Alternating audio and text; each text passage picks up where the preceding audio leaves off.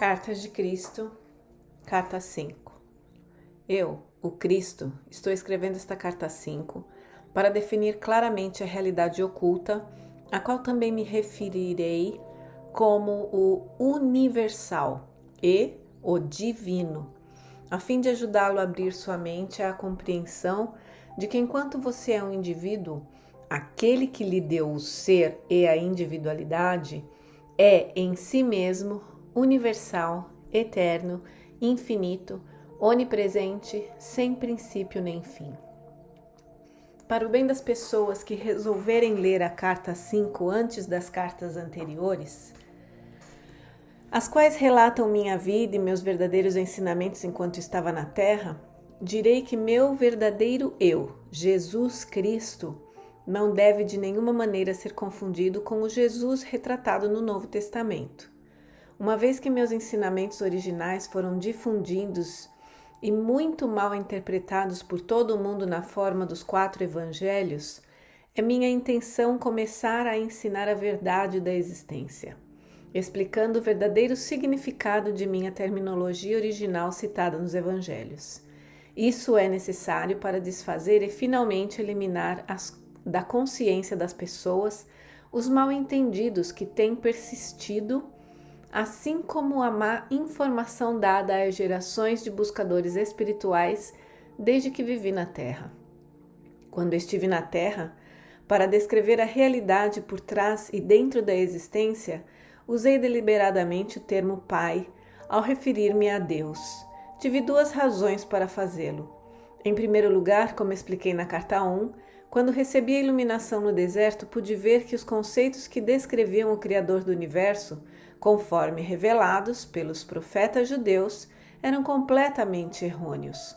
Em segundo lugar, me foi permitido perceber com clareza e compreender plenamente a verdadeira natureza do Criador.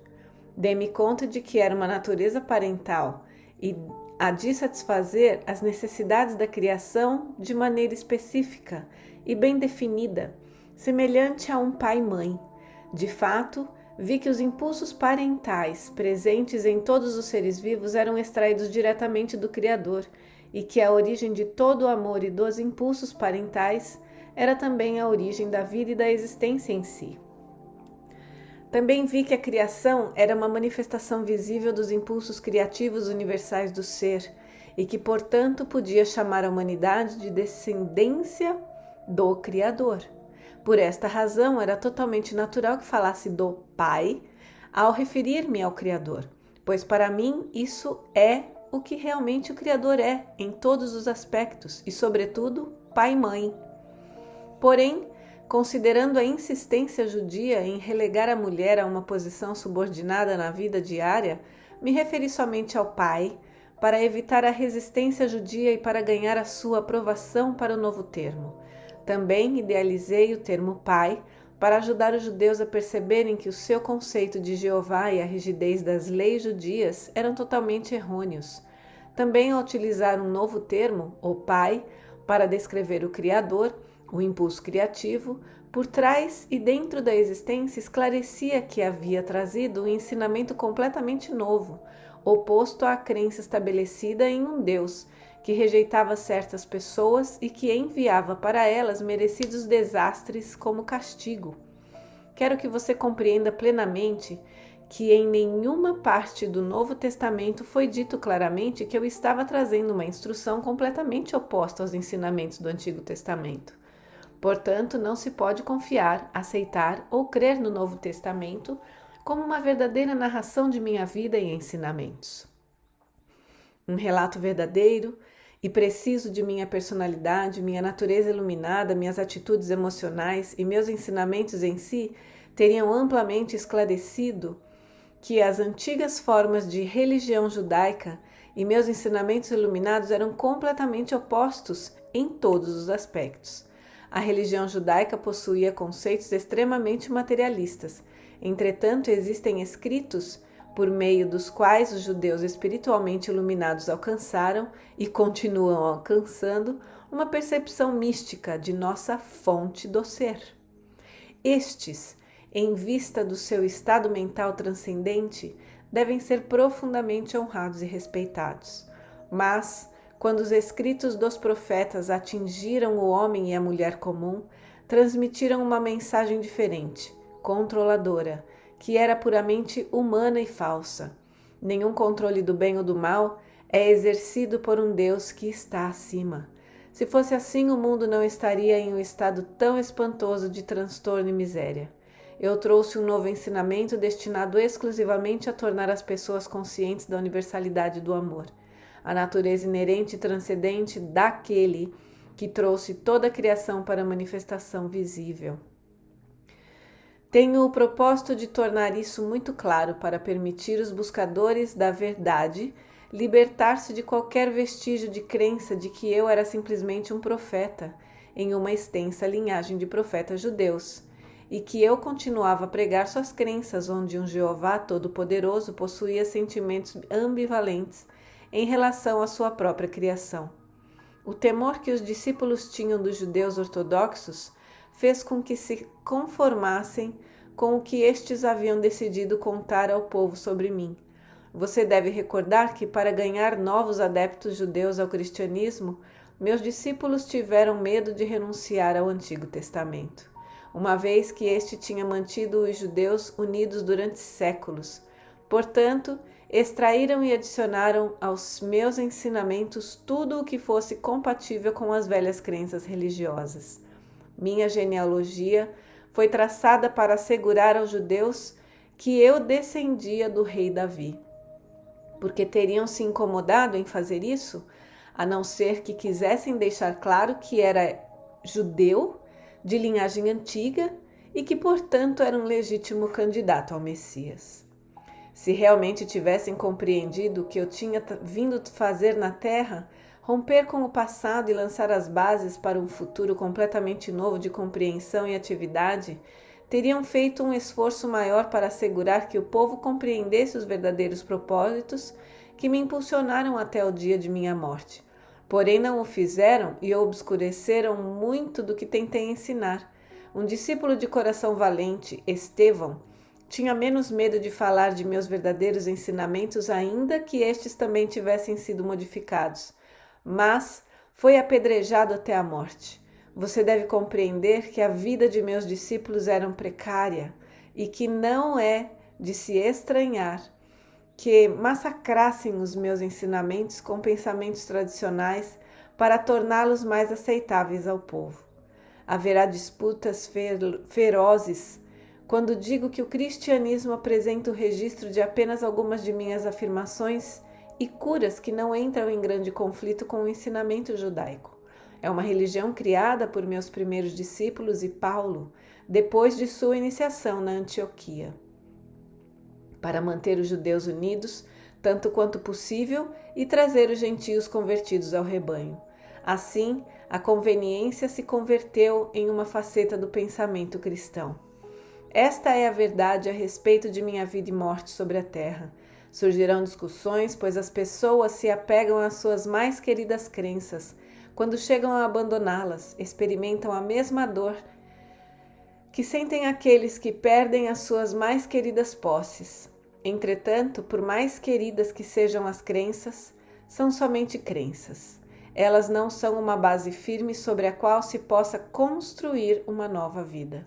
Agora que retornei para você por intermédio do canal destas cartas, estou fazendo novamente todo o esforço possível dentro dos parâmetros de sua percepção humana para descrever a realidade, sua fonte do ser, a qual iniciou o universo e a existência em si. Exatamente como há 2000 anos, eu vim agora, através do canal destas cartas, estabelecer as bases da futura evolução espiritual durante o próximo milênio. O seu desenvolvimento espiritual somente pode surgir de suas mais profundas percepções e da compreensão da natureza da existência e daquele que o trouxe para a existência. Pois o que você claramente percebe cria as condições nas quais você vive.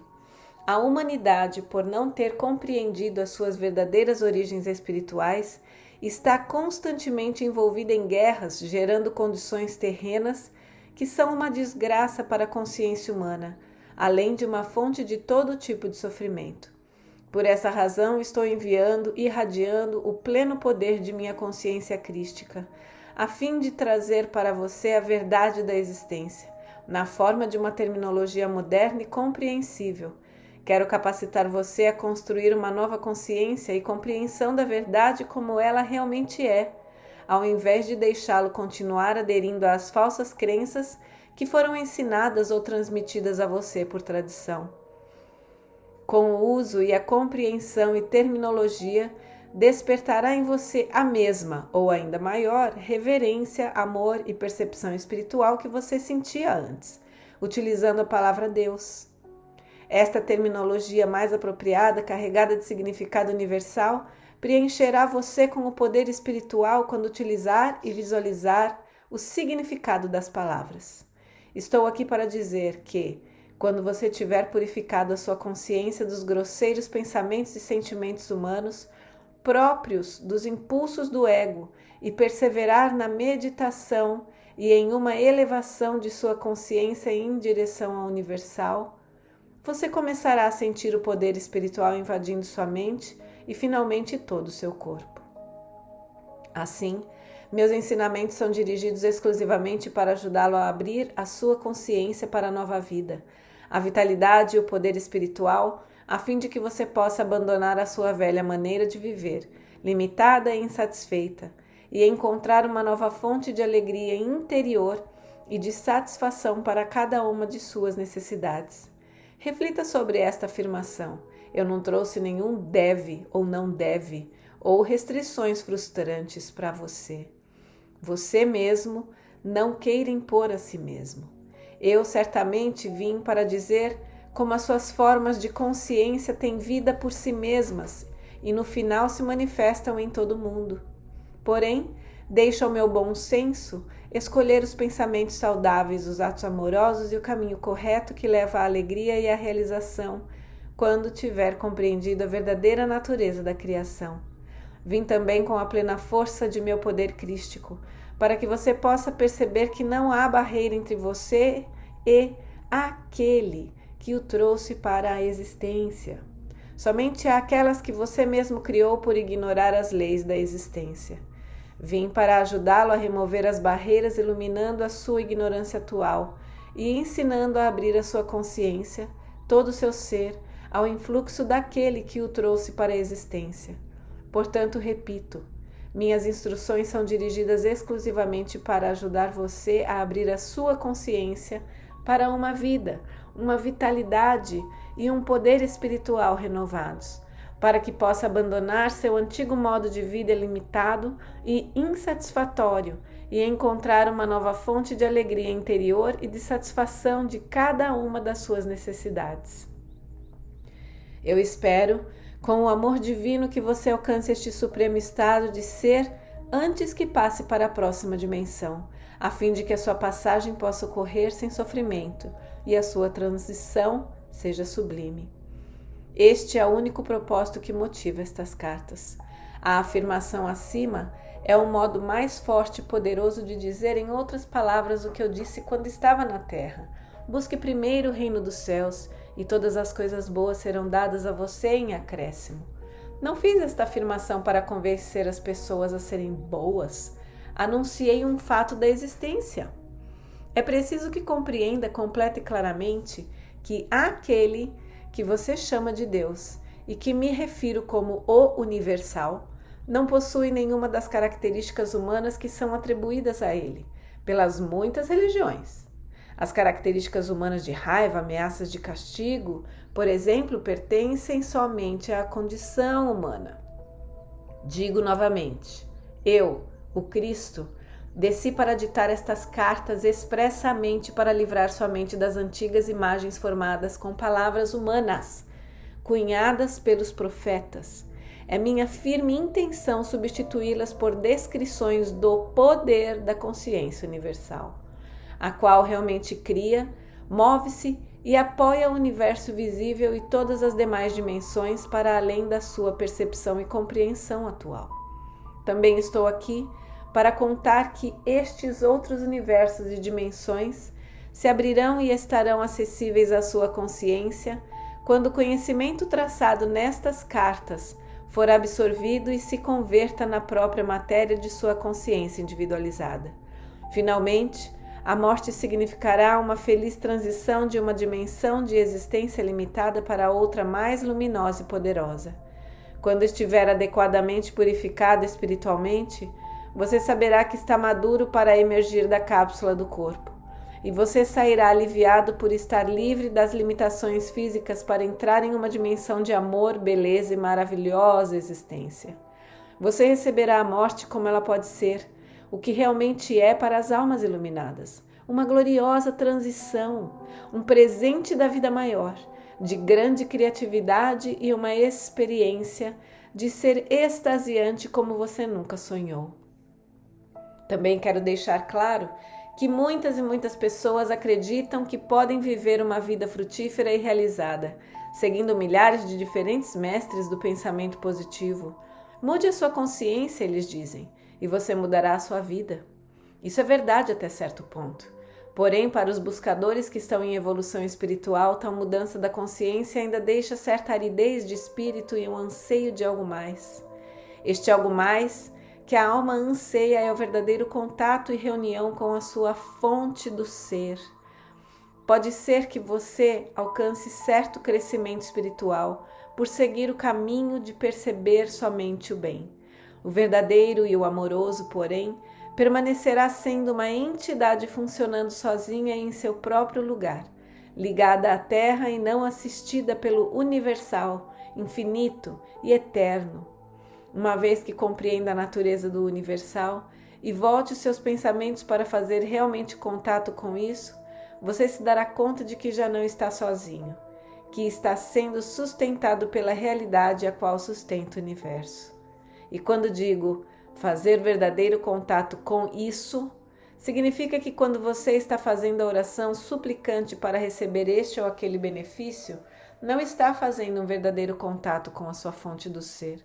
Certamente a fonte do ser recebe a oração e frequentemente obtém-se uma resposta rápida que satisfaz a necessidade, inclusive tal como foi pedido. Porém, o verdadeiro contato com a fonte do seu ser será experimentado somente quando você tiver purificado suficientemente a sua consciência do impulso grosseiro do ego humano e quando tiver passado algum tempo meditando e estendendo regularmente a sua consciência de maneira emocionalmente poderosa em direção à fonte, buscando conexão, renovação e repouso do espírito. Este é o verdadeiro propósito por detrás da existência, uma constante e mútua reciprocidade de comunicação entre a fonte do seu ser e a criação. Aqui lembro a você que quando eu vivia na Terra todos os dias, dizia aos judeus com muita clareza que por mim mesmo não posso fazer nada. Continuamente declarava que é o Pai quem faz o trabalho, não eu. Eu vim neste tempo para capacitar você a fazer a sua transição de uma consciência humana presa à Terra para uma consciência de iluminação, quando a pessoa sabe que finalmente conhece a verdade do ser. Sem dúvida, a pessoa que é profundamente religiosa, permanentemente doutrinada com o dogma religioso e a teologia, judia, cristã, muçulmana, hinduísta ou qualquer outra crença religiosa, encontrará dificuldade, inclusive dolorosa, a princípio para aceitar e fazer bom uso destas cartas, pois uma mente condicionada e programada é como concreto. As crenças entranhadas e usadas como talismãs, apoio emocional e como afirmações para dar força em momentos de crise são emocionalmente gravadas no subconsciente. Normalmente, elas incorporam um temor de ofender a Deus ao contemplar e avançar para uma verdade mais elevada. A menos que haja um anseio sincero de conhecer a verdade do ser, para além das crenças tradicionais, estes padrões mentais tornam-se quase impossíveis de aniquilar na mente e nas emoções e bloqueiam o verdadeiro progresso espiritual. Vim expressamente para ajudar aqueles que têm vontade de mover-se para além destas barreiras em direção à iluminação verdadeira. Portanto, se você sente intuitivamente que as palavras nestas páginas são a verdade e sentem-se atraídos por elas, tenha confiança de que está pronto para começar o caminho espiritual que se esboça nestas cartas. Eu sou à disposição para dar a você a coragem para seguir adiante até alcançar a meta. A verdadeira iluminação espiritual, a renovação da vida, a força de vontade e a descoberta de que eu chamei de o reino dos céus. Diariamente, a oração e a meditação sincera permitirão a você alcançar a purificação mental e, gradualmente, a verdade e a compreensão substituirão os antigos mitos que foram tão importantes para você algum dia. Antes de começar os ensinamentos que se seguirão, eu, o Cristo, tenho que lembrá-lo de que seu universo não é sólido. Como provavelmente você já sabe, de acordo com os seus cientistas, a matéria sólida, a substância visível do mundo, é de fato composta de partículas de energia. A verdade do ser, de sua dimensão terrena, repousa sobre esta realidade fundamental da criação. Para compreender meus ensinamentos referentes à verdade do ser, é necessário captar este aparente vazio fundamental subjacente a todo o seu mundo criado. A maioria de vocês conhece esse fato da existência de maneira intelectual, mas isso não foi ainda nem remotamente filtrado pela sua consciência para dar a vocês uma nova perspectiva do mundo e da existência em si mesma. Como vem fazendo há milênios, vocês continuam pensando que o seu mundo é sólido e que as condições do corpo e de todo o fenômeno externo estão fora do seu controle. Vocês acreditam que são vítimas da existência e suas vidas diárias refletem esta crença. Entretanto, a verdade é o contrário. Portanto, é absolutamente necessário para mim retornar para ajudá-los a avançar em direção a uma percepção mais elevada da verdade. Como disse na carta 1, depois da iluminação no deserto, eu voltei ao meu mundo de cidades e vilas da Palestina e imediatamente comecei a controlar os elementos da matéria, nos lugares onde vi a necessidade de ajudar aqueles que estavam em privação ou sofrimento. Vim para mostrar a vocês exatamente por que eu pude fazê-lo. Como revelei na carta 1, durante o tempo em que recebi plena iluminação no deserto, me foi mostrado que a matéria não era realmente sólida. Não me foi dado entender exatamente como as partículas elétricas, que chamei de cintilar de partículas, tomavam a aparência de matéria visível.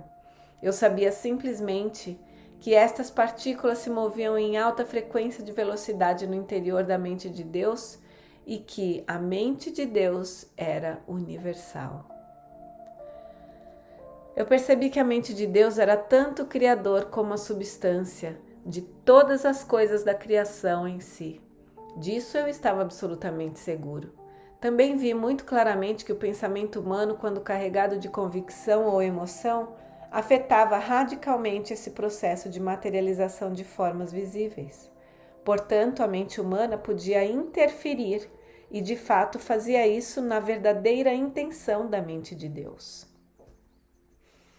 Esta foi uma compreensão emocionante e entusiasmante, pois percebi que os mitos que os rabinos judeus me ensinaram eram claramente falsos. E imediatamente os eliminei da minha mente. Abracei a verdade com entusiasmo, pois compreendi porque as pessoas experimentavam a miséria e o sofrimento. Isso emanava de seus próprios processos de pensamento. Também me foi dado ver as comunidades de partículas vivas, que a ciência chama de células, trabalhando dentro de todo ser vivo. Eu estava consciente da harmonia divina, controlando o funcionamento das células, as quais ativamente construíam e mantinham as distintas partes dos corpos físicos de todas as criaturas vivas e das plantas, grandes e pequenas. Por essa razão, utilizei frequentemente a paisagem para dar exemplos da imanência e da atividade do Pai, das menores manifestações da vida selvagem, como nas plantas e nos pássaros, por exemplo. Como expliquei com clareza nas cartas de 1 a 3, chamei a mente de Deus de Pai. porque pude perceber a verdadeira natureza da mente de Deus.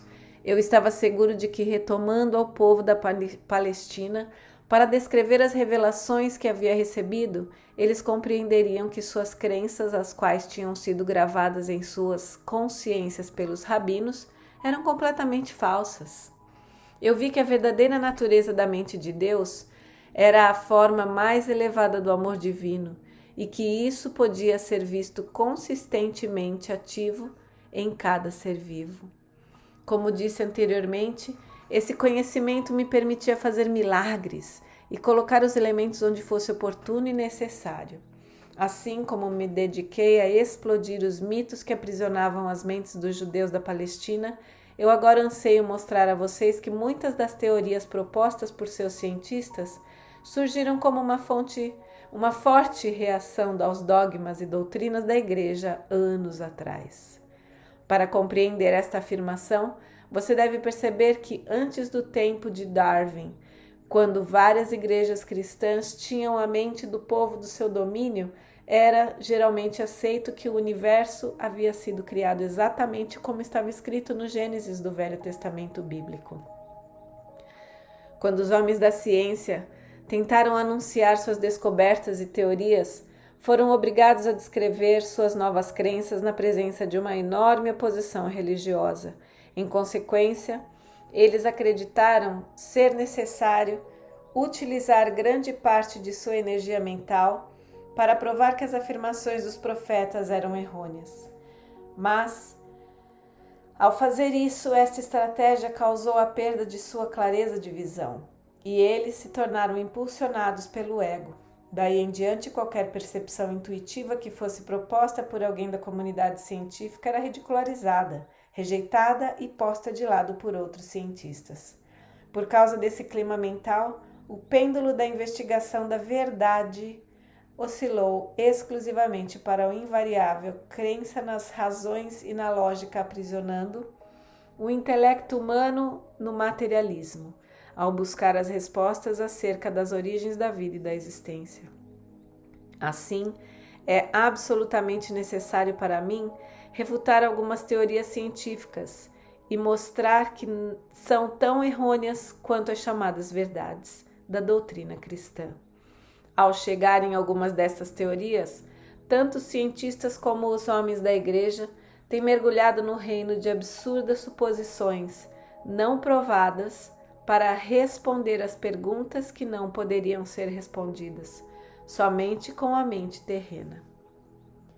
Mesmo tendo a ciência relatado que a substância do seu mundo material é composta basicamente de partículas elétricas que estão em movimento com grande velocidade no espaço, ela é incapaz de explicar por que tais partículas de energia tomam a forma e a densidade da matéria. Ela apenas afirma que existem forças de fusão que casualmente criam os elementos. A ciência não pode dizer a você qual é a força de motivação que atrai as partículas que formam os elementos. A ciência tampouco pode explicar de onde vêm originalmente tais partículas de energia. Apenas afirma que foram liberadas durante o Big Bang, o qual, acreditam, deu o primeiro impulso para a criação.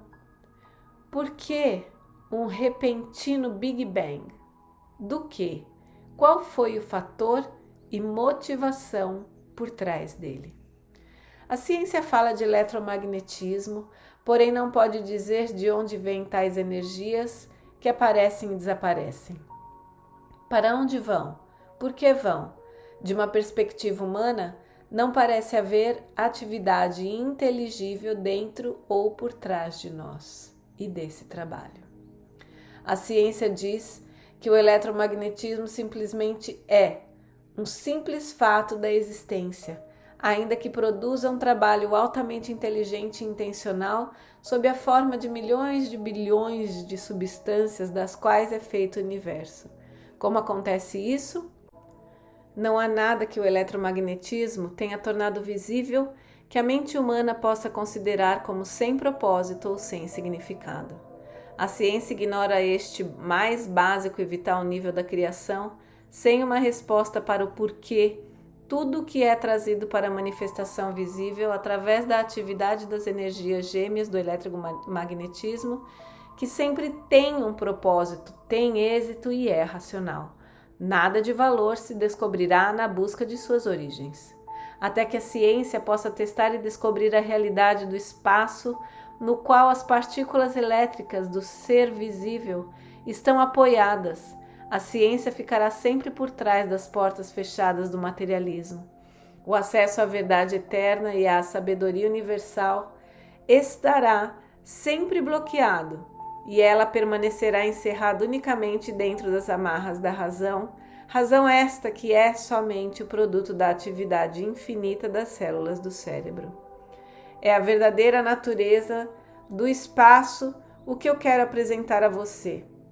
Porém, antes de fazer isso, devo primeiro chamar sua atenção para perguntas altamente pertinentes.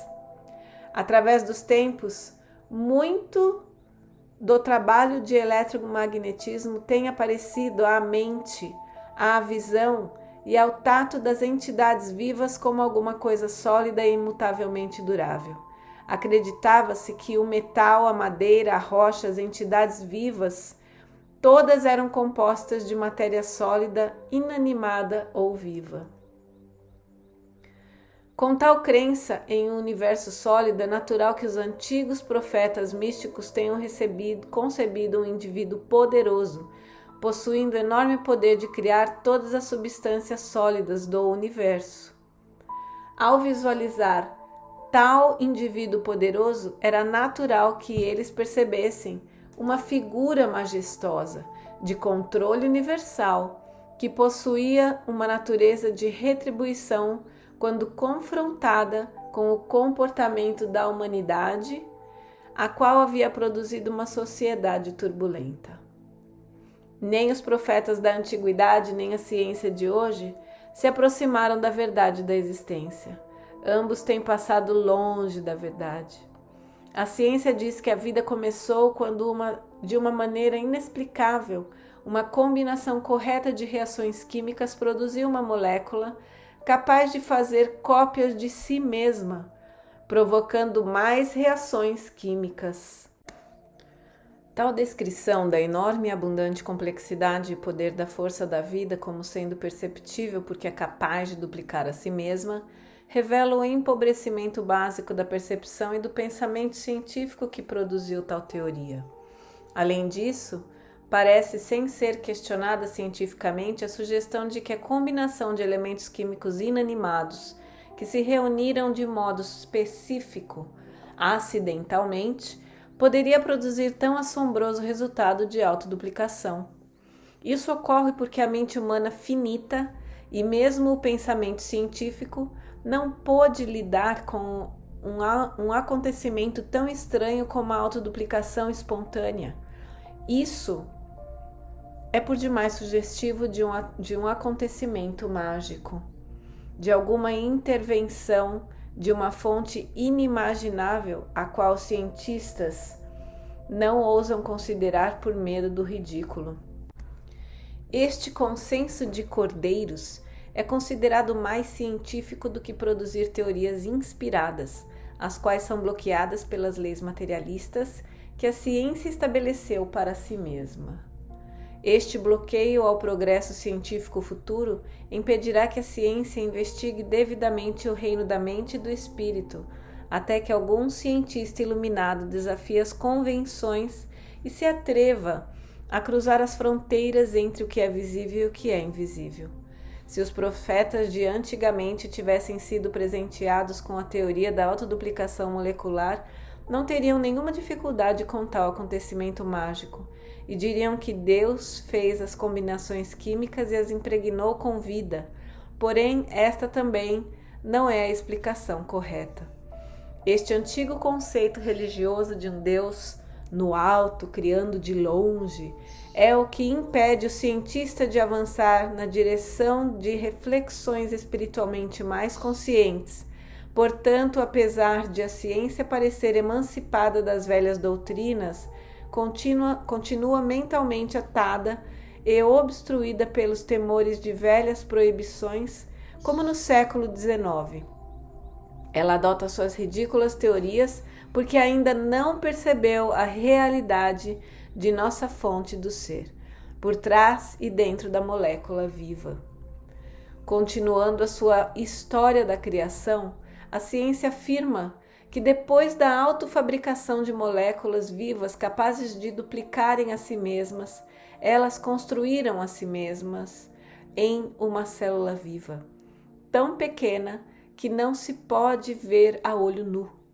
E esta se tornou o material de construção básico para toda a multiplicidade de organismos vivos, incluindo as plantas, os insetos, os répteis, as aves, os animais e o próprio homem. Assim, todos os seres vivos teriam um antepassado em comum, a primeira molécula viva. A ciência não pôde explicar por que as moléculas autoduplicantes se combinaram para formar uma célula viva. Isso continua sendo um mistério para a ciência até hoje. A célula viva, segundo diz a ciência, se reproduz indefinidamente em bilhões de formas diferentes. Essa é a base para a construção do universo visível. Como pode ser isso? Que impulso motiva tal duplicação? A ciência não pode dizer entrincheirada em sua própria cegueira. Tem se limitado, e as pessoas com ela, a uma cegueira materialista. E agora, a primeira célula viva merece a plena atenção de qualquer um que esteja buscando seriamente a dimensão espiritual e a fonte principal da existência. Porque a primeira molécula viva e a primeira célula viva são a primeiríssima evidência de alguma atividade inteligente dentro da matéria, dentro do universo. O primeiro traço, mostrando sensatez e sensibilidade, é a função da membrana que envolve a célula, fornecendo proteção e individualidade. Pense neste fenômeno milagroso. A célula absorve do ambiente somente o alimento selecionado através da membrana. Não só absorve o alimento correto, mas depois de nutrir-se ainda elimina o resíduo através da membrana permeável. Você deve perguntar a si mesmo: como pode a membrana puramente física da célula, visível a olho nu, distinguir e selecionar o alimento correto, objetivando aumentar o seu bem-estar e ter suficiente discernimento para desfazer-se da matéria tóxica não desejada? Você não vê um alto grau de propósito em toda esta atividade?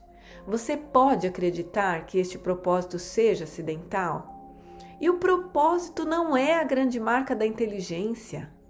E mais, a membrana da célula continua a fazer esse trabalho de selecionar o alimento e descartar a matéria tóxica em bilhões de diferentes circunstâncias e condições relacionadas com a sobrevivência de diferentes espécies em diversos ambientes. Isso não é a evidência do propósito que se mostra dentro de cada ação de cada espécie, sejam insetos, plantas, répteis, aves, animais ou seres humanos? Não seria possível descrever o universo como um consistente e constante impulso do propósito, tornado visível do reino da matéria visível? O espírito do propósito é um elemento físico ou um elemento da consciência. E se você pode aceitar que o propósito é um impulso inegável de criatividade por trás da existência, então pode passar para a próxima percepção. Seu universo é a manifestação visível de uma evolução inteligente de causa e efeito, evidente na matéria viva, pois se a célula viva pode selecionar o alimento correto e também eliminar o resíduo tóxico, esta simples atividade demonstra um conhecimento de necessidade de digestão e de eliminação de tal resíduo para assegurar a contínua saúde da célula. Isso não é uma clara identificação de uma evolução inteligente de causa e efeito? E mais, a ciência diz que a célula contém um núcleo, que poderia comparar-se ao cérebro humano, uma vez que transmite mensagens, e sua mais importante função é a de armazenamento de informação. A livraria, que contém não somente os detalhes que se relacionam com uma célula, mas também os do corpo inteiro, no qual ele reside. O fato é que, ao investigar a célula, a ciência descobriu que esta em si mesma parece ser um sistema de mensagens químicas transmitidas de um modo proposital, inteligente e inteligível. Como poderia acontecer isso se as origens das moléculas da célula fossem apenas elementos químicos inanimados? Você poderia duvidar de que por trás de cada mensageiro com uma mensagem a transmitir há um pensamento inteligente ou consciência? E o que pensar da precisão das mensagens transferidas de célula para célula para assegurar a precisão da duplicação exata de certas espécies durante milhões de anos? Em que momento da criação a consciência entrou nos organismos vivos? E como foi que o pensamento inteligente que considera e decide chegou ao campo da matéria inanimada inconsciente? Sem a consciência inerente, como pode ocorrer tanta atividade informada e informante em uma célula que é invisível ao olho nu? Tal atividade não é o produto da consciência-conhecimento, demonstrando a presença de vida inteligente em seu aspecto mais básico? Uma simples célula viva, em forma de bactéria, pode mover-se sozinha e viver sua própria vida especializada e excitante no ambiente, ou, como um vírus, realizar seu trabalho especializado e mortal de atacar alvos específicos nos organismos vivos. Por outro lado, a célula pode estar fixa em um organismo, realizando seu trabalho altamente importante de construção e de manutenção de alguma parte do organismo.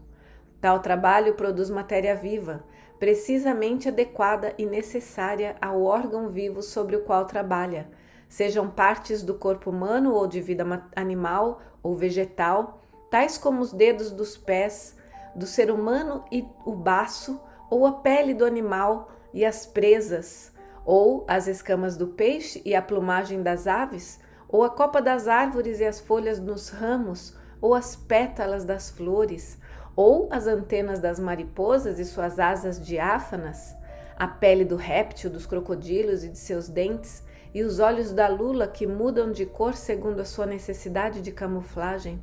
Cada um destes fenômenos físicos completamente diferentes e aparentemente não relacionados foi criado pelo trabalho especializado e individualizado de bilhões e bilhões de células vivas idênticas. Ao contemplar a grandeza e a diversidade do trabalho realizado por uma simples célula viva e invisível a olho nu, você pode acreditar em um universo mecanicista? Seria possível fazer tudo isso se a matéria produzida por tais células fosse ilógica, sem nenhum objetivo razoável e sem nenhuma razão para a sua existência, desprovida de consciência pessoal? Este não é o caso. Estas células vivas idênticas trabalham juntas em harmonia dentro do homem ou do animal, para fazer um fígado com suas múltiplas funções no corpo, para criar um olho complexo que tem seu propósito específico de pôr o organismo em contato direto e inteligente com seu ambiente, incorporando a ajuda do cérebro para fazer ossos fortes, expressamente desenhados em conjunto com tendões e músculos, para unir-se a outros de maneira tão conveniente que permitem o pleno e ágil movimento do organismo. Além disso, células nunca interferem no trabalho de outras células. Ao criarem um rim, não fazem de repente uma orelha. Ao criarem cabelo, não se lançam subitamente a fazer pele. Não as células criam o couro cabeludo e as mesmíssimas células criam o cabelo. A única diferença entre a célula da pele e as do cabelo é o trabalho que realizam, segundo após segundo, durante toda uma vida. Por quê? Qual é o fator motivador e inspirador? Acidente? Que inteligência organizadora pôs em movimento todo o processo de criação, desde o nível mais fundamental de formação de simples elementos a partir de partículas elétricas livres no espaço, até a combinação de elementos para formar substâncias químicas, a combinação correta de substâncias específicas para formar uma molécula viva, A combinação correta de moléculas vivas para fazer uma célula viva, que pode receber alimentos, eliminar resíduos, construir segundo as especificações claras, deslocar-se e sustentar conscientemente esse enorme edifício da criação através de bilhões de anos?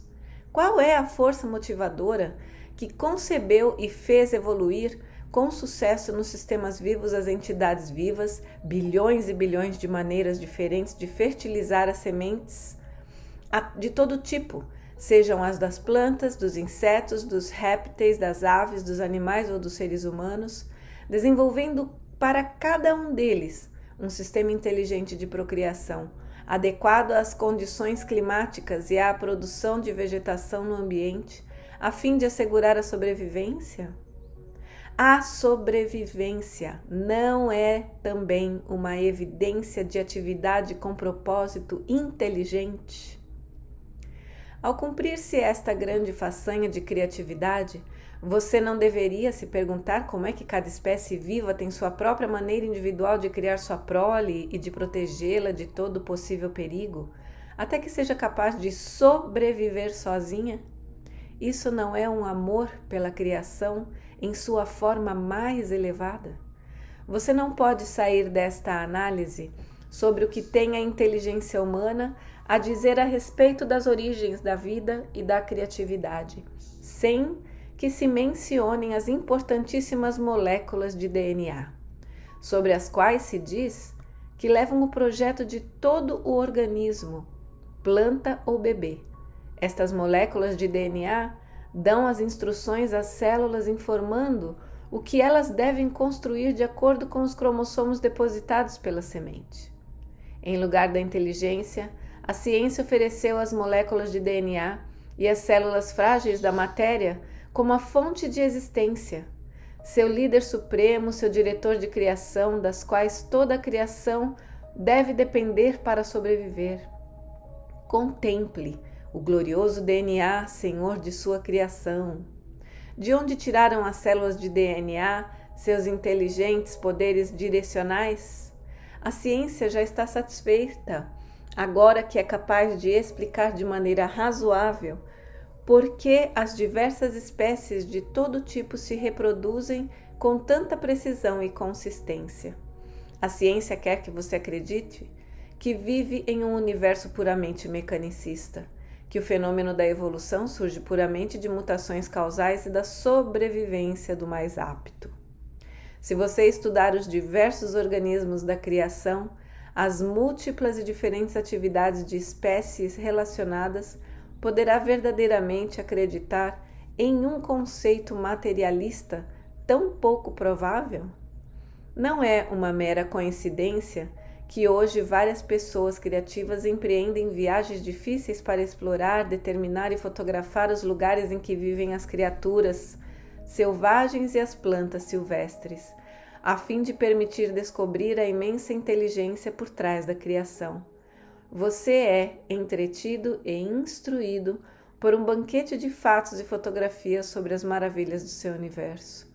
Durante meu tempo na Terra, não tive tais maravilhas às quais referir-me para ensinar aos judeus a universal verdade da existência. Eu tinha somente os animais domésticos e as aves para usar como exemplos da maravilhosa inventividade, inteligência e consciência aparentes em todo ser vivo. Em nenhuma parte do Evangelho foi escrito que eu me referia ao alto e poderoso Jeová como Criador, como era o costume dos líderes judeus. Não.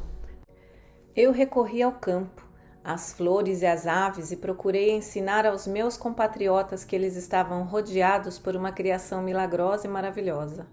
Há 2000 anos, em sua dimensão, nos faltava seu atual conhecimento científico para observar e explicar de maneira inteligente a atividade que eu chamava o Pai, em tudo o que se encontra ao seu redor. Para descobrir a sua verdadeira fonte do ser, peço a você que avalie a inimaginável e indescritível complexidade e diversidade de trabalho intencional, claramente evidente nos pinguins e nos porcos. A mente humana pode reproduzir qualquer das atividades mais básicas no sistema digestivo, por exemplo, que rapidamente reúne as enzimas requeridas e os hormônios necessários para a digestão. Como a mente finita, que é incapaz de perceber claramente o verdadeiro processo criativo governado pelo conhecimento instintivo, ousa declarar explicitamente, desafiando a contradição, que compreende as verdadeiras origens da criação e as forças que deram forma à criação. Que arrogância! Esses homens somente podem pensar segundo o que dizem os seus olhos. Vejo a ignorância científica atual com compaixão amorosa, com certo grau de divertimento e um grande desejo de alfinetar seu orgulho. Pois, enquanto alguém não questionar sua autossatisfação e posição de infalibilidade, o verdadeiro casamento entre as eternas verdades e o conhecimento científico humano não poderá acontecer. Porém, terão que fazê-lo, ou a evolução espiritual humana ficará paralisada. Os cientistas têm a mente excessivamente cheia de conhecimentos livresco, especializado, de fórmulas e equações aceitas, e tem também uma grande necessidade de aprovação e reconhecimento dentro da comunidade científica, o que impede a penetração mística de inteligências mais elevadas. Peço aos leitores destas cartas que formem uma associação para, em meu nome, desafiar a ciência e perguntar: em que momento da evolução do mundo material a consciência foi percebida pela primeira vez? Repito e digo isso seriamente. Pergunte ao cientista em que momento da evolução do mundo percebe-se pela primeira vez a consciência. Na célula viva?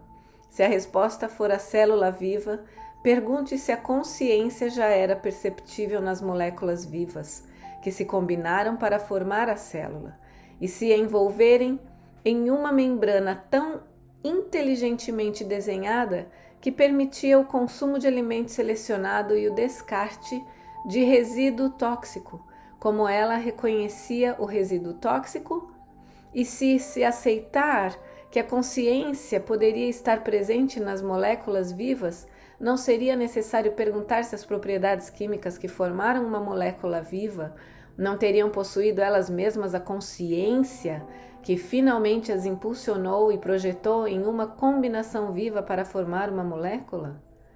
E tendo retrocedido até este ponto nas origens da existência, as propriedades químicas ainda seria necessário perguntar por que a consciência deveria se tornar uma presença viável somente dentro das substâncias químicas? Por que não nos elementos nos quais a individualidade tomou forma pela primeira vez? E se aceitar que ela estaria nos elementos, por que se deveria negar que a consciência impulsione as partículas elétricas para formar os elementos? É racional negar tal possibilidade? E tendo chegado a tal possibilidade, não se deveria ir mais longe e perguntar de onde vem o eletromagnetismo? Qual é a realidade da eletricidade mais além dos raios de luz intensos, agora descritos pela ciência como fótons e elétrons? E qual é a realidade do magnetismo que, além das energias gêmeas de ligação e rejeição, estes impulsos de energia que trouxeram a estabilidade e ordem ao caos? Pergunte à ciência: de onde vem o eletromagnetismo que é responsável pelos passos mais básicos da criação de um universo organizado e disciplinado, de uma complexidade e diversidade impossível de imaginar?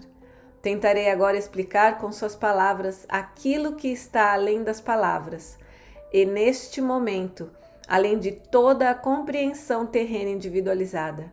Por isso, ainda que o intelecto ajude o cérebro a compreender as realidades espirituais que estou expondo para você, também cria uma barreira à verdadeira percepção e experiência espiritual.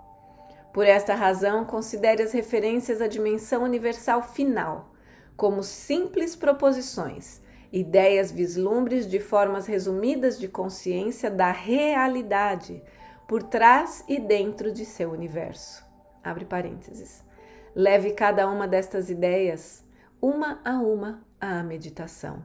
Feche parênteses. O que estou querendo explicar está inteiramente na consciência, e é da consciência sem parâmetros nem fronteiras. Se você está suficientemente evoluído espiritualmente para seguir-me até aqui, para além das palavras, você começará a compreender espiritualmente tudo o que tenho tentado dizer. As palavras guiarão você para novas visões do ser, que serão abertas em seguida. Persevere. A luz, gradualmente, talvez imperceptível, penetrará em sua mente e você terá pequenas aberturas da visão interior. São muitos os que experimentaram um pequeno clarão de visão interior, os que brevemente sentiram um toque da consciência divina e logo, sem ousarem continuar, crendo no momento transcendente de seu despertar, começaram a questionar, duvidaram e finalmente dispersaram o pequeno influxo da consciência divina. Cuide para não fazer o mesmo. A incredulidade o atrasará, o prenderá no plano da existência material mais do que pode imaginar. Seja o que for que seja dado a você e que você seja capaz de receber, apanhe rapidamente e não duvide. A dúvida destrói o progresso firme porque cria suas próprias formas de consciência, as quais suprimirão e mesmo erradicarão a visão interior que tem alcançado anteriormente. Portanto, a sua escolha de pensamentos, convicção ou incredulidade, dúvida ou fé, constrói ou destrói o seu progresso na busca da verdade.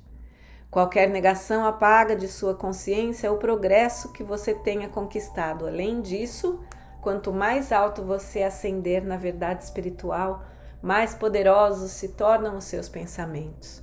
Assim sendo, crie e mantenha firmemente o seu próprio impulso espiritual e não permita que ninguém interfira e enfraqueça esse impulso. Mantenha-se firme em suas percepções anteriores. Em tempos de dúvida, navegue com pensamentos positivos usando afirmações iluminadoras, agarrando-se às orientações inspiradoras prévias e recordando dos momentos em que as suas vibrações de frequência de consciência estavam mais altas. Usando a força de vontade, escolhendo afirmações que contenham pepitas de ouro de verdade espiritual, retorne uma e outra vez a este nível mais elevado de consciência. Não se renda por preguiça mental aos altos e baixos das energias espirituais da consciência, nem se converta em uma gangorra espiritual. Enfatizo fortemente esse perigo de autoobstrução. Torne-se ativamente consciente dele. Se você conhece algo nas narrações de minha vida na Palestina, lembrará que eu também sofri o fenômeno dos altos e baixos da consciência espiritual e que foi necessário retirar-me para as colinas para rezar, meditar e renovar as minhas forças espirituais. Portanto, compreenda os seus períodos áridos, porém não ceda passivamente a eles, pois conduzirão você a uma mudança indesejável de atitudes e padrões mentais e emocionais. Recorra conscientemente à sua fonte do ser, para receber nova força e para a elevação das frequências de sua consciência, e assim essas fases negativas se reduzirão enormemente em força e duração. Digo novamente, esteja atento para o modo como você usa sua mente. Deixe que a sua atividade mental seja sempre construtiva, a fim de que ela possa contribuir para seu crescimento espiritual e não seja um contínuo obstáculo. Após tudo que foi dito anteriormente e depois de ter ditado o restante desta carta, o canal começou a questionar sua possível recepção pública, porque lhe pareceu muito pragmática de ser atraente às pessoas acostumadas a imaginar um poder magnífico, ou ser, ou algo totalmente diferente que criou o universo. De fato, fiz muitos esforços para descrever a imensidão do poder do qual todas as coisas provêm, mas, como disse, é impossível expor em termos humanos a realidade da fonte do seu ser. As almas espiritualmente evoluídas, que são levemente inspiradas pela consciência divina, relatam que a experiência é completamente bela e gloriosa, e inteiramente inesquecível, ainda que não plenamente descritível em termos humanos.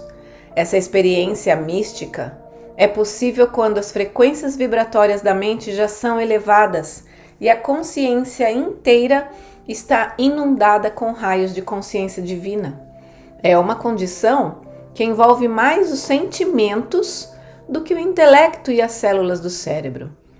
Nesta situação em que tenho que inspirar a mente e as células do cérebro do meu canal com a descrição da realidade da sua fonte do ser, e ela tem que interpretá-la em palavras, preciso ter cuidado para não interferir com demasiada força nas frequências vibratórias de consciência nas quais estão trabalhando as células do cérebro dela. Houve momentos em que foi perigoso seguir adiante e assim interrompi o funcionamento do seu computador para romper o contato. Antes que comecem a estudar, meditar e absorver estas páginas, quero primeiramente deixar claro a todos aqueles que leem estas cartas que meu propósito com elas é, antes de tudo, dissipar os mitos com os quais a minha personalidade humana e meus ensinamentos foram envolvidos. É minha intenção que o dogma e as doutrinas religiosas finalmente morram de morte natural em todo o mundo, do mesmo modo que desapareceram os sacrifícios de animais no Templo de Salomão.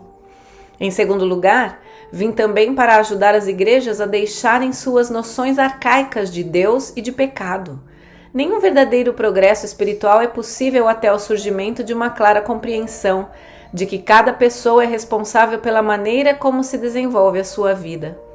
Em terceiro lugar, vim para retirar de sua mente as imagens de um Deus onipotente, de magnificência, grandeza e poder ativo e ilimitado, que recompensa os virtuosos e castiga os malvados. Estas crenças, ainda que reconfortantes, são totalmente errôneas. Em quarto lugar, estou explicando a verdade do ser para finalmente dissipar o velho conceito de Deus, sentado no alto, em alguma parte do céu, de onde se diz que Ele criou o mundo e tudo que ele contém em um tempo relativamente curto. Em quinto lugar, vim também expressamente para ajudar a ciência a lançar a ponte sobre o abismo entre a consciência universal e o surgimento das partículas elétricas. Sem esta ponte entre a dimensão espiritual invisível e o mundo visível da matéria, a ciência permanecerá paralisada nas velhas ideias e conceitos, ao invés de progredir em direção a novos reinos de investigação espiritual científica para o aperfeiçoamento da humanidade. Também vim para mostrar a você a verdadeira natureza daquele que lhe deu o ser, que lhe deu a individualidade, pois sem este conhecimento que revelará a natureza do ser dual, porém totalmente interrelacionado, espírito e corpo, você também ficará paralisado no mesmo nível de consciência em que está no momento. Quero deixar absolutamente claro que, entre aspas, nada vem do nada. Este é um refrão bem conhecido entre vocês e é absolutamente verdadeiro. Entretanto, há um fundamento do ser eterno, infinito e consistente, e isso é o que vou revelar. Você não foi criado, você extraiu o seu ser dele. Evidentemente, você não poderia ter saído de algo totalmente estranho à sua própria consciência. Estou pedindo ao meu canal que escolha alguns exemplos terrenos comuns e compreensíveis. Não se pode tirar um recheio de torta de um pote de melaço e descobrir que é carne moída. Não se pode espremer laranja e fazer do suco cerveja de gengibre. Não se pode encher um balão de ar, estourá-lo e encontrar gelatina gotejando. Todos os exemplos mencionados acima, eleitos pelo meu canal, são exemplos de lógica. Quero que você perceba que o universo inteiro é uma manifestação de lógica e de efeitos lógicos consistentes, surgidos de relações de causalidade.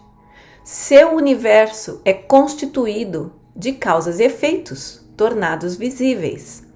Este é um princípio inalterável da existência.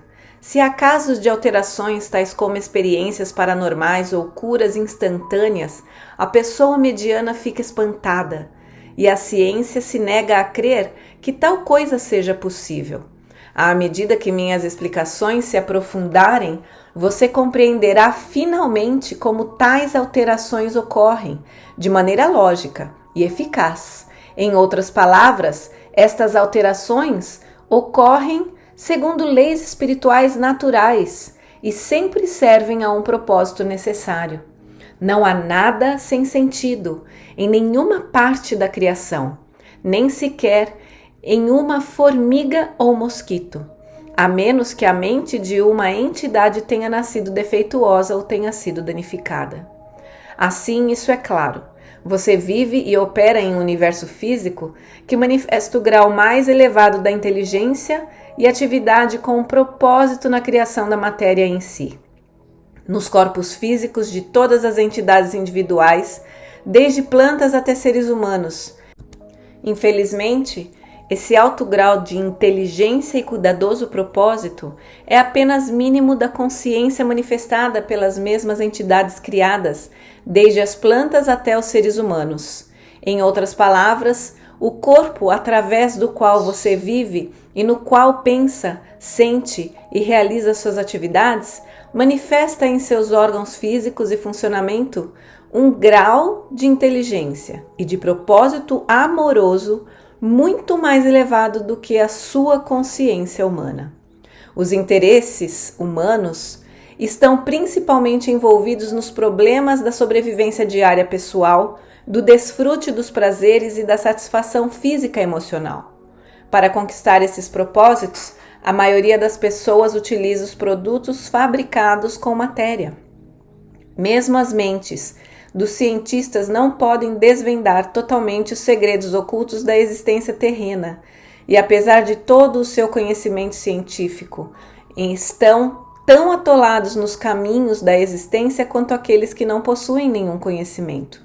Portanto, é uma conclusão lógica que aquele do qual você extraiu seu ser físico é imenso, não somente em tamanho, mas também em uma imensidão de força de vontade, a vontade para a autoexpressão e criatividade. Visualize durante um momento o tamanho do universo material, o Sol e seu calor, a Lua, o planeta Terra e o Sistema Solar, as galáxias de estrelas e o fato de que esta matéria visível é totalmente interdependente e também dependente do movimento dos corpos planetários e está sujeita às leis universais de função e movimento perpétuos. Este vasto universo teve suas origens e foi extraído do fundamento de seu ser, e a totalidade da força e energia de vida do universo tem saído do mesmo fundamento do ser. Logo, não desanime se em meus esforços em analisar para você os componentes espirituais da sua fonte do ser, você perceber que compreende o que estes componentes são e que você possui em uma medida muito, muito limitada os mesmos componentes espirituais da consciência em si mesmo. Você extrai tudo o que você é, espiritual, mental, emocional e fisicamente de sua fonte do ser. Antes de explicar como isso pode acontecer, quero que me acompanhe em certos passos para ajudar a sua mente a absorver a imensidão daquele do qual seu ser foi extraído. Depois de ler as próximas páginas até o final da carta, medite e visualize sobre cada parágrafo individualmente, pois somente deste modo as palavras começarão a crescer em compreensão e a assumir a realidade espiritual do seu significado verdadeiro. Letras maiúsculas. Tudo, espiritual, invisível, visível, imaginado, é consciência, conhecimento. A natureza primária é abrangente da consciência, é o conhecimento. Não é possível ter consciência sem possuir conhecimento. Tudo que você vê, toca, ouve, sente, sabe, é consciência, conhecimento, tornada visível. Não há nada no universo que não seja consciência, tornada visível. A consciência-conhecimento é infinita e eterna.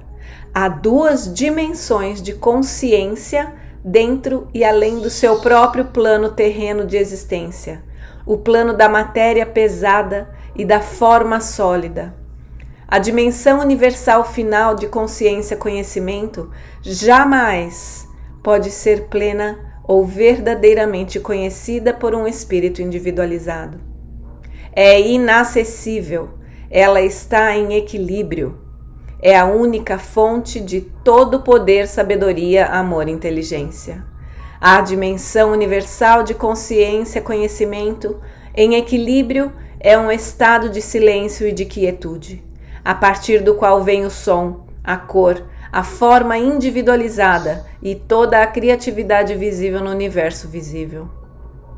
Da dimensão universal final de consciência e conhecimento em equilíbrio, veio toda a criação, todas as diversas dimensões invisíveis de existência, descendo em ordem de espiritualidade dos muitos portais da dimensão universal, até as mais pesadas frequências vibracionais de substâncias terrenas inanimadas, e mais além, até os horrores inomináveis das perversões da consciência e antiverdade.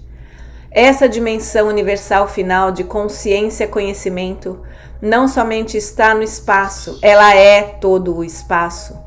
Ela está imperceptivelmente em todas as partes. Para aqueles que pensam em termos do átomo, pode-se dizer que ela é o espaço do átomo. Portanto, ela está em silêncio e equilíbrio no espaço de todos os elementos e da matéria. A natureza da consciência universal é intenção, inativa e em equilíbrio. Portanto, a consciência universal é um estado de infinita, eterna, ilimitada, vasta intenção poderosa, primitiva, pura e bela.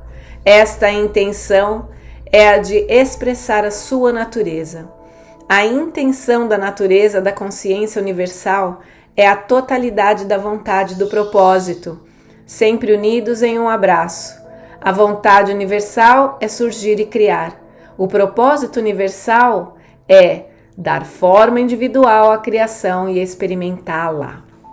Na dimensão universal final de intenção da consciência-conhecimento, a vontade universal está em um estado de mútua retenção com o propósito universal, ambos em perfeito equilíbrio, no silêncio e quietude. A vontade universal é inteligência universal. O propósito universal é amor universal.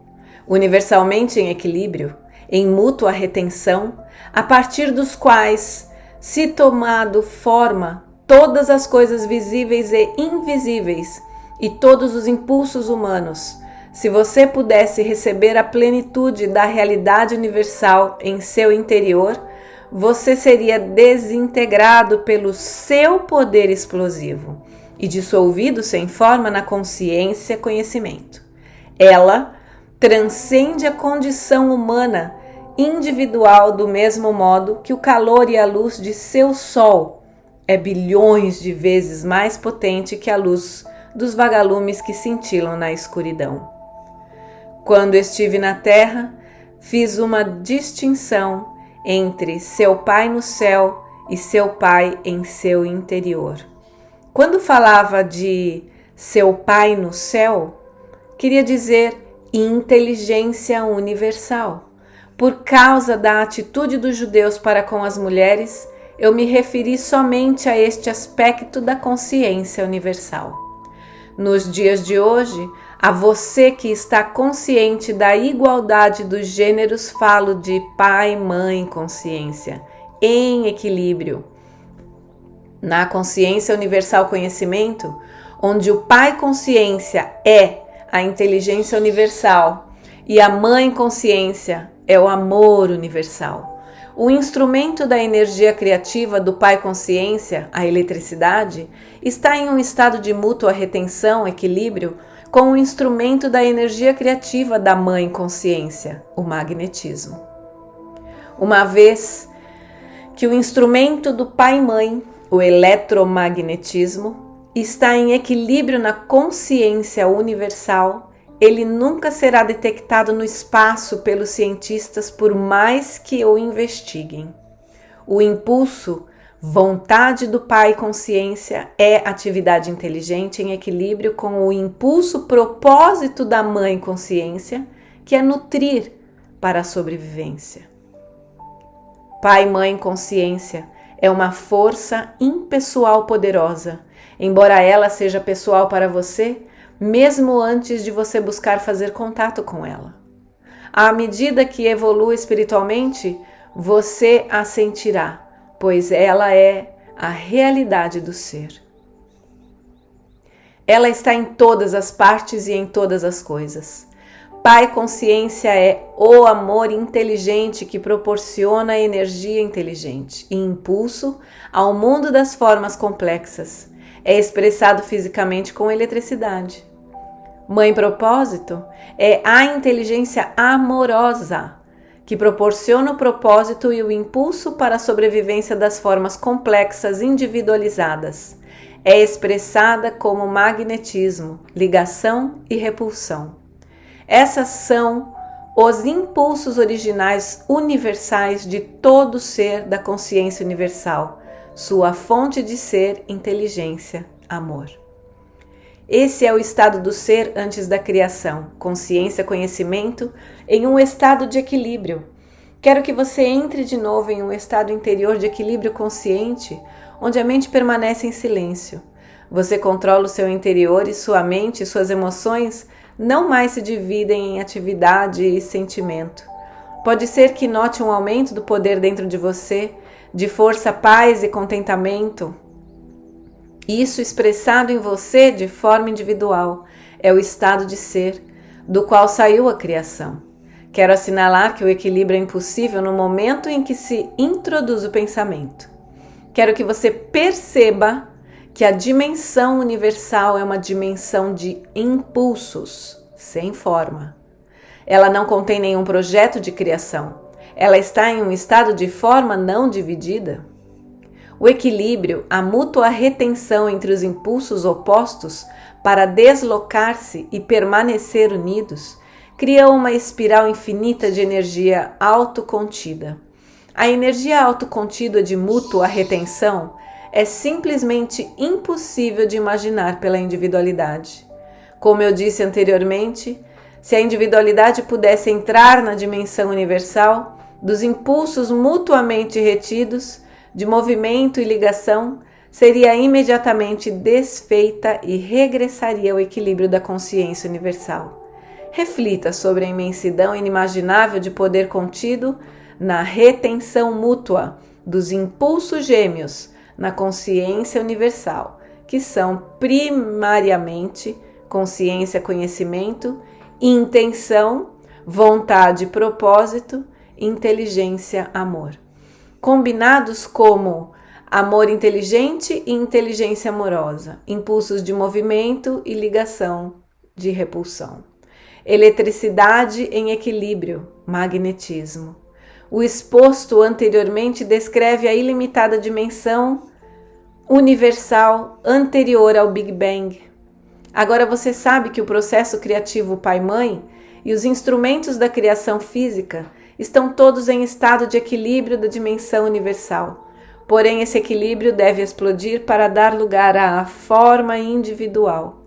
Você sabe também que, em virtude de que os impulsos eternos infinitos estão contidos no estado de retenção mútua, esses impulsos são de uma intensidade inimaginável de energia, contra a qual a sua energia atômica contida na desintegração do átomo é um simples puff, um espasmo infinitesimal sem importância. Quero que compreenda plenamente tudo o que foi anteriormente dito, uma vez que a compreensão do que ocorreu no momento do Big Bang dará a você um vislumbre do que aconteceu no momento da explosão da consciência universal, que permitiu a criação da forma individual. A consciência universal foi despedaçada. A vontade e o propósito, Pai Inteligência e Mãe Amor Nutrição foram explodidos para trabalharem de maneira independente, mas também conjuntamente. Os seus respectivos instrumentos foram a eletricidade e o magnetismo. Da explosão do equilíbrio veio a grande intenção da autoexpressão. A consciência universal do ser se converteu no impulso da consciência individualizada do eu, demandando autoexpressão. A vida e o eu original são sinônimos na dimensão da matéria. Eles se converteram na consciência da matéria. O que é a consciência da vida? É Pai inteligência e Mãe amor. O impulso de movimento, o impulso de propósito, nutrição, sobrevivência.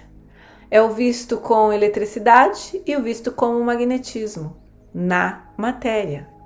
Comece a imaginar a explosão da consciência do conhecimento.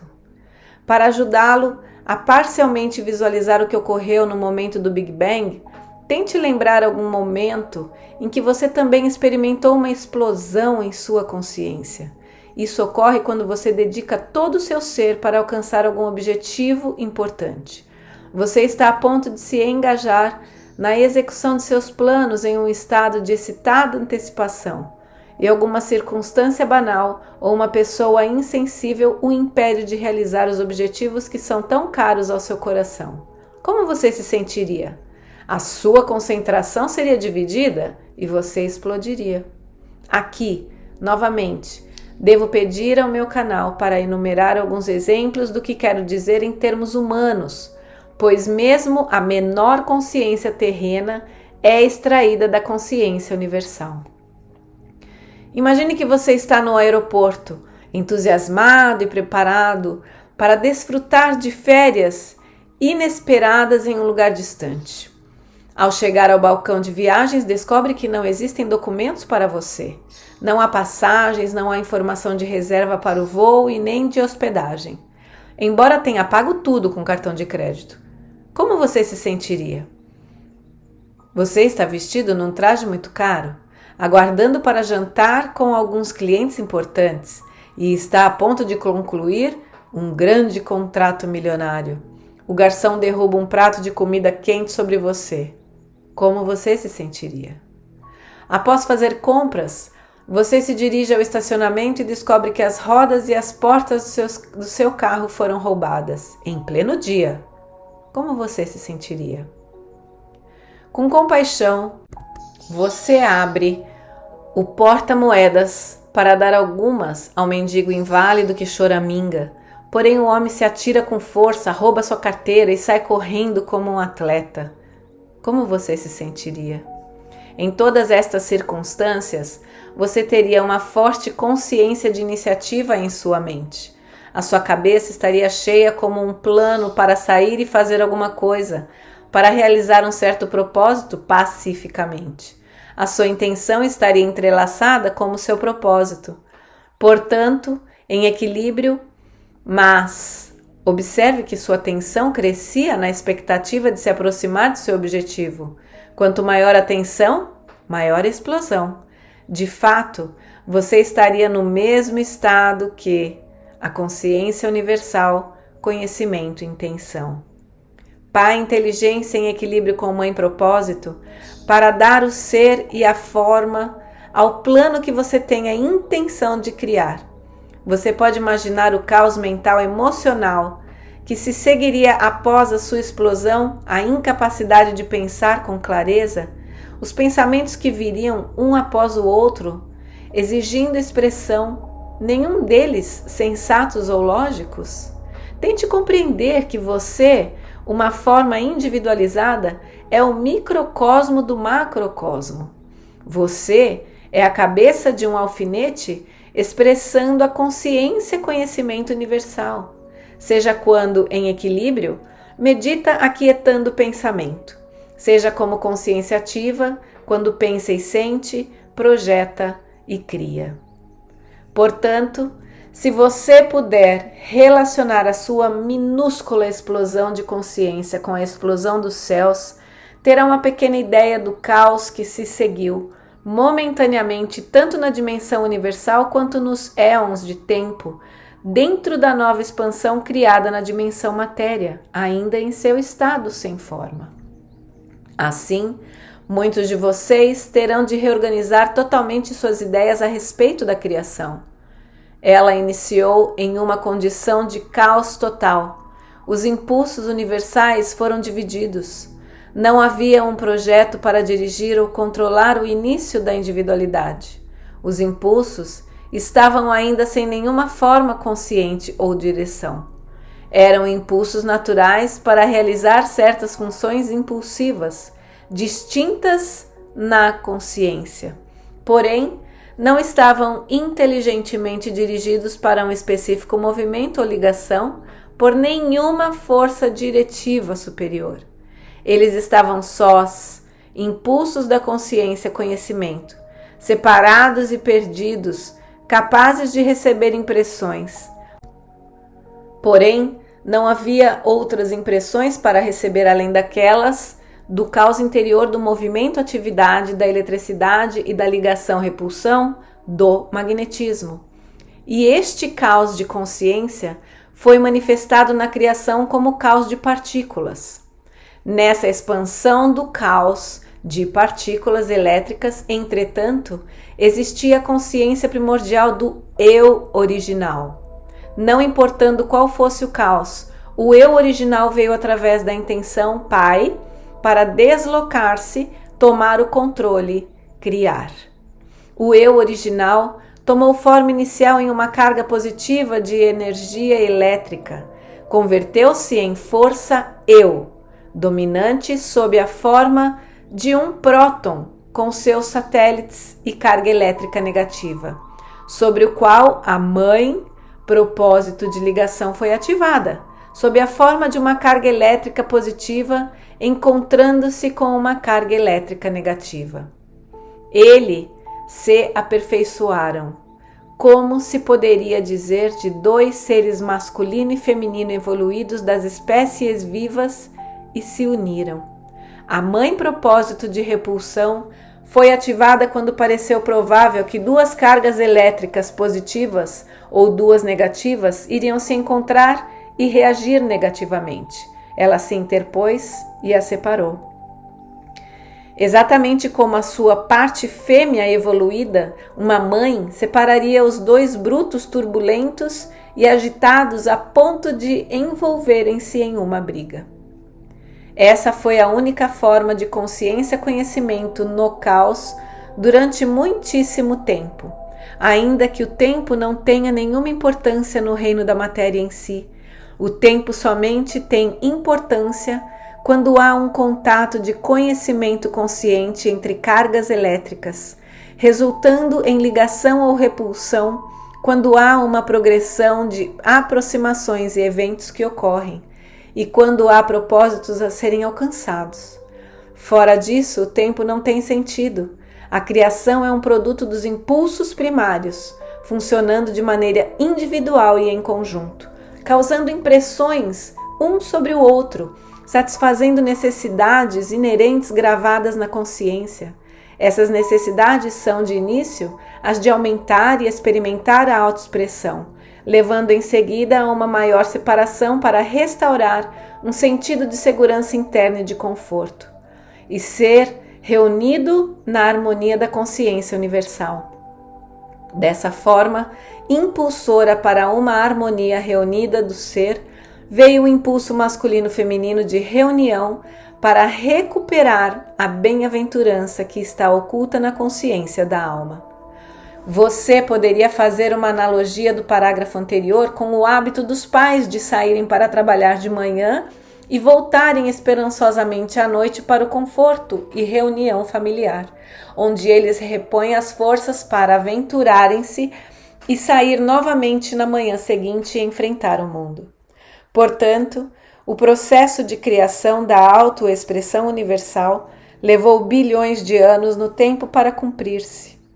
Depois do Big Bang, o processo criativo pai-mãe dividiu-se em duas energias diferentes e continuamente trabalharam separadas e em conjunto, independentes, mas mutuamente retidas, para funcionarem juntas, tendo características ou naturezas individuais e diferentes funções. Portanto, a sua carga de trabalho é diferente, ainda que indivisível. Você já sabe, e por um processo de meditação, deve ter entendido plenamente qual a natureza do pai e da mãe no equilíbrio da dimensão universal. Brevemente, a natureza do pai é a de ser ativo, criativo e de realizar a obra da criatividade. Também é a condição do eu original e da existência individualizada. Todo ser vivo, desde uma bactéria até um hipopótamo, tem um forte sentido de eu original e a necessidade de protegê-lo. A natureza mãe é a de dar forma ao plano da consciência elétrica iniciado pelo Pai Inteligência, unindo as partículas elétricas. A consciência pai e mãe, os impulsos primários estão ambos em equilíbrio e são da natureza da dimensão universal. E, consequentemente, quando eles criam a forma individual, levam ao final a obra da natureza da dimensão universal. Esta é crescimento, prover alimento e nutrição, cura, proteção, satisfação das necessidades em um sistema coerente de lei e ordem e sobrevivência. As energias de consciência, pai e mãe, são impulsos, ambos retidos na dimensão universal, e quando são liberados do equilíbrio, realizam poderosamente a obra da criação. Além disso, considere a magnitude de sua obra na criação por todo o mundo. Os impulsos pai-mãe impulsionam cada nível de criação, desde a formação dos elementos, à molécula e à célula viva, até o magnífico mamute. Eles também trabalham instintivamente dentro dos pais, impulsionando-os a unirem-se, conceberem, carregarem e criarem a sua prole. Alguns pais se ausentam depois do nascimento de seus descendentes, sejam eles ovos, filhotes ou seres humanos. Estes são os pais cujo sentido de eu original é maior que seu instinto inato de paternidade.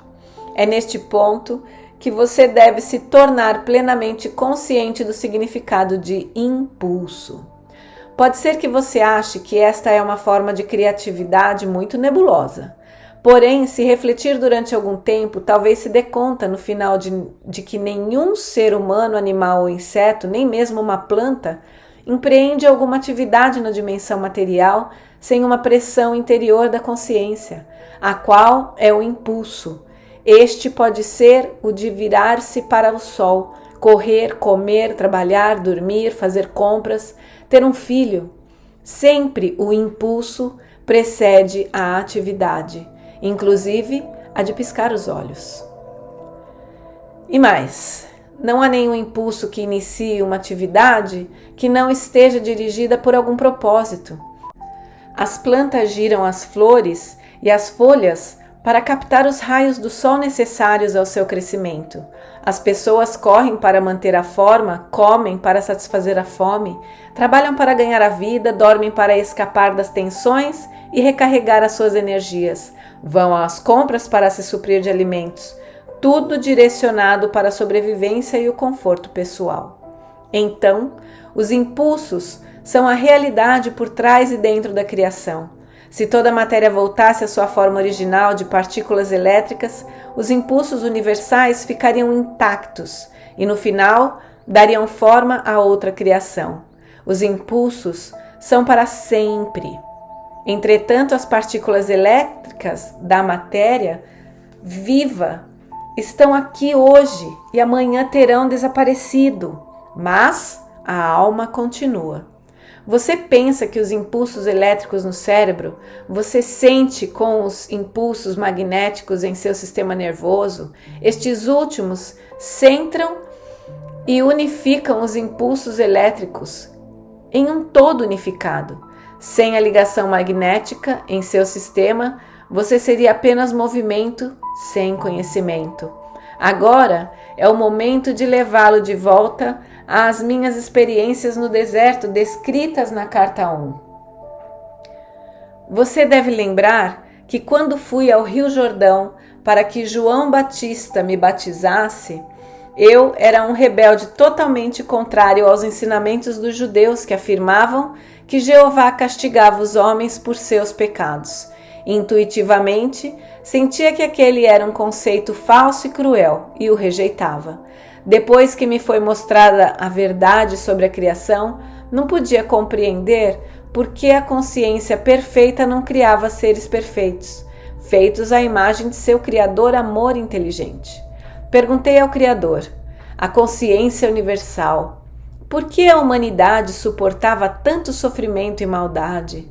Então, foi-me mostrado com toda clareza que todos os problemas que os humanos experimentavam surgiam do ponto central do eu, que a ciência agora chama de ego.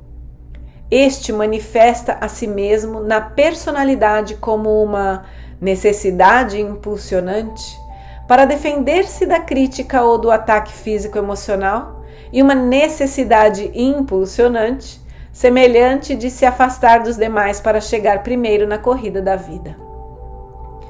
Também se manifesta na personalidade como uma necessidade impulsionante de adquirir tudo de melhor para si mesmo, apesar da oposição dos demais, e uma necessidade impulsionante semelhante de agarrar-se às suas posses pessoais, sejam elas parentes, amigos, bens materiais ou conquistas, a despeito de toda a oposição. Também me foi dado compreender que sem estes dois impulsos do ser criativo, fundamentais, eternos e inalteráveis, não haveria nenhuma criação. Este é o segredo da criação, o segredo da existência e do ser individual. Ao trabalharem juntos como equipe no mundo visível, separadamente, porém inseparáveis, estes impulsos gêmeos foram os meios pelos quais a substância da matéria em si foi criada desde a sublime consciência universal. Um impulso de criatividade é o eu original da atividade. Este impulso de atividade é universal e procede de uma só fonte. Atividade é um movimento na consciência e consciência em movimento. O outro impulso criativo possui sem sentido figurado duas faces, olhando em direções opostas, e elas são ligação-rejeição, trazer para e ou rejeitar desde, também conhecido como atração-repulsão, atrair para o eu, do repelir na consciência. Estes são os únicos meios pelos quais a existência terrena é realizada. O universo inteiro é uma manifestação do poder criativo ativo nestes impulsos gêmeos do ser físico, criando matéria e forma individual. Este é um dos segredos fundamentais do universo. Eu vi que o núcleo da personalidade, ou ego, como agora é chamado, tinha sido criado como o guardião da personalidade e estava irresistivelmente gravado como um impulso magnético para assegurar a intimidade e sobrevivência, para proteger a condição do eu original individual. Isso foi conseguido usando as duas faces do segundo impulso do ser, ligação-rejeição, para assegurar a individualidade. A face da ligação arrasta, extrai, atrai, exige, puxa, compra, agarra, se prende às pessoas e às posses de busca. Esse impulso cria uma ilusão de segurança nas relações e nas posses. É o instrumento da consciência mãe que inspira a construção de famílias, comunidades e nações. Ele pode produzir beleza, alegria, harmonia e amor. Ele também pode destroçar vidas e destruir comunidades quando é dirigida pelo ego. A face da rejeição repele, joga para o lado, afasta, evita todas as coisas, pessoais, animais, posses, que ela não queira. O impulso de rejeição cria a ilusão de intimidade e segurança. Este é um impulso que promove as rupturas das famílias, nas relações, nas comunidades e nas nações. Ele é supostamente orientado para salvar vidas, assegurando proteção e intimidade, mas é uma força destrutiva quando seu direcionador é o ego. Sem esses dois impulsos gêmeos do ser, todas as coisas permaneceriam sempre misturadas umas às outras, na eternidade imutável do poder criativo universal em equilíbrio. Sem esses impulsos gêmeos, não haveria nenhuma intenção entre dar e receber, e puxar e empurrar, necessários para a criação de milhões de experiências pessoais, a partir das quais avança e evoluciona a personalidade. Portanto, o problema da personalidade e da direção do ego, que é suportado por todas as coisas vivas e pela humanidade, é um fato irrevogável e inevitável da criação. Qualquer outra explicação é puro mito. Eu vi que o que os homens chamam pecado era o resultado direto da interação dos impulsos de ligação-rejeição na natureza humana. Os impulsos de ligação-rejeição constituem o disfarce emocional mental utilizado por todas as entidades individuais criadas, incluindo as aves e os animais. Você vê esses impulsos funcionando em toda a natureza, inclusive na vida das plantas. Os impulsos de ligação-rejeição dirigem o comportamento em direção à sobrevivência de todas as entidades na criação. Não houve nenhuma escapatória dos impulsos de ligação-rejeição. Esses impulsos gêmeos foram a fonte efêmera de todo conforto mundano, prazer e felicidade, e também a fonte de toda enfermidade, miséria e privação no mundo. Entretanto, além disso, subjacente, transcendendo e interpenetrando tudo, está a vida, nascida da explosão da consciência universal, sendo o próprio fundamento e fonte da consciência terrena, assim como a consciência do Pai-Mãe é criativa. Também o pensamento do homem é criativo, pois o pensamento e sentimento são o exercício e a união dos instrumentos gêmeos da consciência Pai-Mãe. Desse modo, esses impulsos de ligação-rejeição na personalidade individual tornam-se também altamente criativos na medida em que determinam e tornam visíveis as formas de consciência das coisas desejadas e das coisas rejeitadas. Este é o segundo segredo fundamental do universo. Eu vi o pecado, era um conceito artificial, convenientemente idealizado por homens para descrever qualquer atividade humana que causava dor a outros. Era inevitável que todos os seres humanos, em algum momento, causassem algum tipo de aflição ou dor a outros por causa de sua tendência natural de arrebatar as coisas dos demais e de repelir com rudeza aos demais, a fim de conseguir o que querem na vida. Essa propensão humana de ferir os outros em nada ofende a consciência universal, Deus, como afirmaram as religiões judaica e cristã. Somente a humanidade poderia compreender o significado da palavra pecado, uma vez que somente a humanidade e toda a criação que está submetida ao ser humano conheceria a dor, a privação e a miséria causados pelos dois impulsos fundamentais da individualidade, ligação, rejeição, que estão ativos na personalidade humana. O impulso inerente ao homem para proteger a sua própria individualidade o tinha feito estabelecer normas e leis para a sociedade humana. O poder criativo universal, amor, não tinha absolutamente nada a ver com o estabelecimento de restrições, limitações, leis e juízos humanos. Eu também vi que o poder criativo Pai-Mãe, vida, fluía continuamente através de todo o universo, e era a vida em minha mente, utilizando os impulsos gêmeos de pensamento e sentimento. Assim, qualquer poderoso pensamento ou sentimento imperfeito podia alterar e mudar o padrão consciência das duas coisas criadas. Por outro lado, Meu pensamento, quando estava completamente purificado dos impulsos gêmeos do ego e totalmente receptivo ao poder criativo do Pai-Mãe, inteligência e amor, reintroduzia a condição do perfeito amor inteligente. Consequentemente, uma condição que previamente tinha sido construída de modo imperfeito, como resultado de um pensamento imperfeito, podia voltar a uma condição de integridade, mudando as atitudes e pensamentos egocêntricos para aqueles de amor incondicional. Minha mente era um instrumento do processo criativo total originário no universal. Agora que eu sabia que isso era assim, sabia-o espiritual, intelectual e emocionalmente.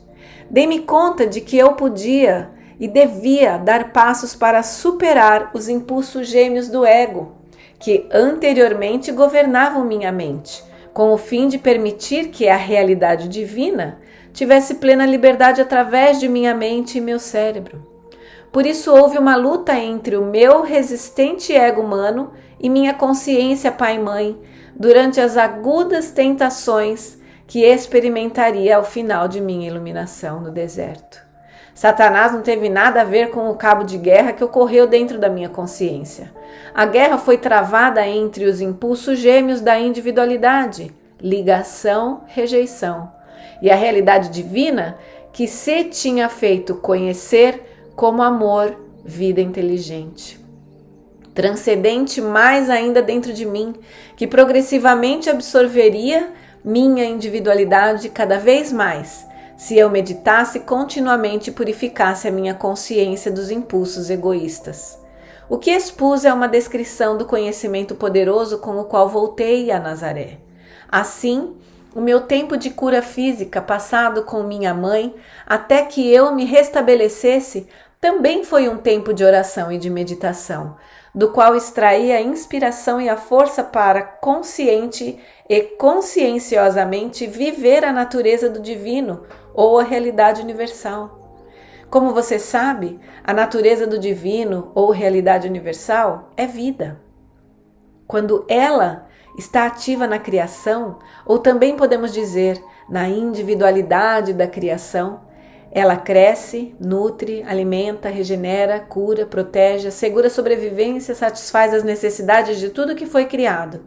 Tudo dentro de um sistema de perfeita harmonia, cooperação, lei e ordem. Esta é a natureza da vida toda, a sua obra na criação que realiza de acordo com a natureza universal e a promoção do bem mais elevado de todos os seres vivos. Se você pode compreender estas palavras, perceberá porque voltei do deserto como um homem cheio de alegria, com um novo entendimento da beleza do mundo, com um sentimento de absoluta confiança e sabendo que era possível controlar a aparência da matéria. Você sentirá comigo a euforia que senti por poder oferecer aos judeus a gloriosa notícia de que o reino dos céus estava dentro deles. Tudo o que eles tinham a fazer era encontrar isso com a minha assistência e as suas vidas mudariam para sempre. Deixo você com o mesmo conhecimento, o qual, usado em oração e plenamente compreendido, pode mudar o curso da sua vida.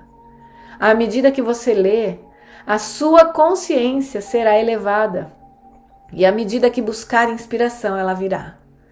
Desejo que você compreenda, aspire, cresça e alcance.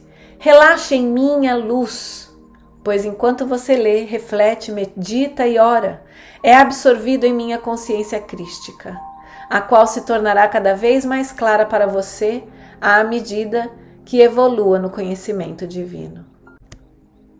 Que meu amor e minha fé em sua crescente sabedoria o envolvam. Final da carta 5.